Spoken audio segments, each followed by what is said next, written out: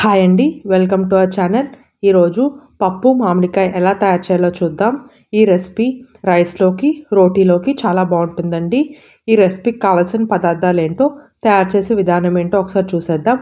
కావలసిన పదార్థాలు: 1 కప్పు కందిపప్పు,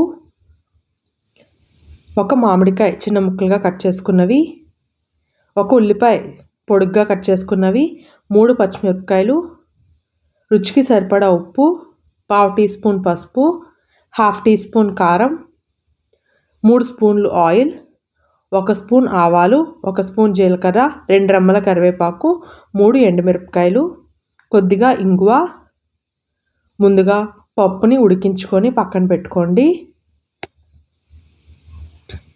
ఇప్పుడు ఒక బౌల్ తీసుకొని దాంట్లో పప్పు వేసుకోండి. అలాగే పప్పుకు కావాల్సినంత వాటర్ కూడా వేసుకొని స్టవ్ ఆన్ చేసుకోండి. ఒకసారి పప్పు అంతా బాగా కలుపుకోండి. ఇప్పుడు అందులో చిన్నగా కట్ చేసుకున్న మామిడికాయ ముక్కల్ని వేసుకోండి.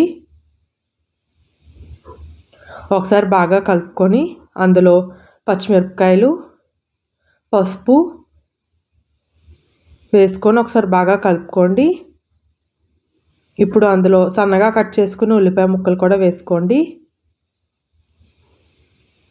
పప్పు మరుగుతున్నప్పుడు రుచికి సరిపడా ఉప్పు, అలాగే కారం వేసుకొని ఒకసారి బాగా కలుపుకోండి. ఇప్పుడు పప్పుని ఒక 10 మినిట్స్ మరగనివ్వండి. పప్పు బాగా మరిగిన తర్వాత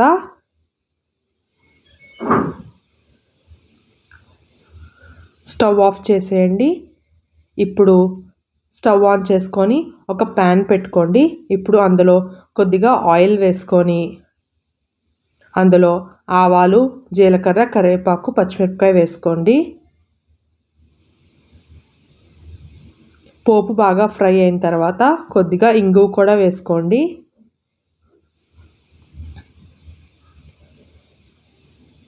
ఒకసారి బాగా కలుపుకొని పప్పుని ఒక సర్వింగ్ బౌల్లో తీసుకొని అందులో పోపు వేసుకొని వేడివేడి అన్నంతో పప్పు వేసుకొని దానిపైన కొద్దిగా నెయ్యి వేసుకొని తింటే చాలా టేస్టీగా ఉంటుందండి.